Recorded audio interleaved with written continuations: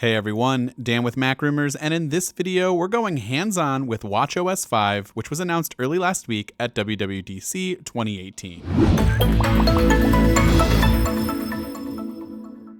watchOS 5 introduces a bunch of new features, starting with two new applications. Walkie Talkie, one of the newer apps, lets users have a one-on-one push-to-talk conversation that's just like using a classic walkie-talkie. So instead of taking your phone out or opening up the phone app and finding the person that you want to call, simply tap the Walkie Talkie complication or open up the Walkie Talkie app, and you can quickly have that conversation. Walkie Talkie isn't available in the current beta, but as soon as it launches, we will have a dedicated video, so be sure to subscribe to the channel so you don't miss that coverage. Podcast is also getting its own Apple Watch app and corresponding complication, and will give you the ability to connect your headphones to your watch and listen to all of your favorite podcasts on the go without your phone. You can even ask Siri to play a specific podcast too. If you use your Apple Watch for workouts, you're going to be very happy with some of the improvements that Apple has made to workouts in watchOS 5. With automatic workout detection, your Apple Watch senses when you start exercising and will alert you to start the workout app if you forgot. It'll even give you credit for the exercise you've already done, and it will remind you to end your workout if you've forgotten to turn it off.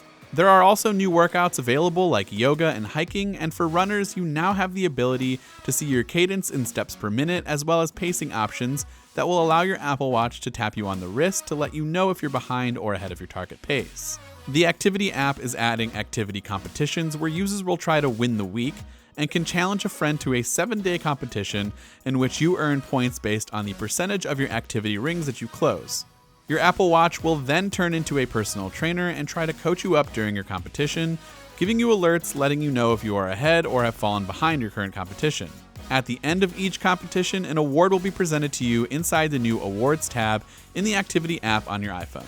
Notification and control centers have also received a substantial update, with my favorite feature from iOS 12, group notifications, being carried over to the Apple Watch. Before, your notifications would each be displayed in a long scrolling list, and now your notifications are grouped together by application. You can manage notification settings from the Notification Center by simply swiping from the right on a notification and selecting the ellipses for more options. watchOS 5 includes new interactive notifications, which will let you act on notifications right on the Apple Watch. So for example, you can check into flights or make restaurant reservations without opening up your iPhone. Users can also view web content from a message containing a website link, for example, by simply tapping the link for a quick view that's optimized for your Apple Watch display. If you're within an app but want to see your notifications, you can now swipe down from the top of any application to get them. The same applies to Control Center, as it too is now accessible from any application and not just the home screen. Speaking of Control Center, by scrolling down to the bottom and selecting the Edit button, you can now rearrange your Control Center toggles. The Siri watch face is better than ever in watchOS 5 and will now offer up info on sports, maps, and heart rate, plus it can include third-party applications. You'll also see Siri shortcuts from the iPhone on your Apple Watch, which lets Siri proactively make relevant shortcut suggestions throughout the day. You also don't need to say, "Hey Siri," to activate Siri in watchOS 5, just raise your wrist and start talking. Let us know what you think of watchOS 5 in the comments down below. This has been Dan with MacRumors. Thanks for watching, and I will see you in the next one.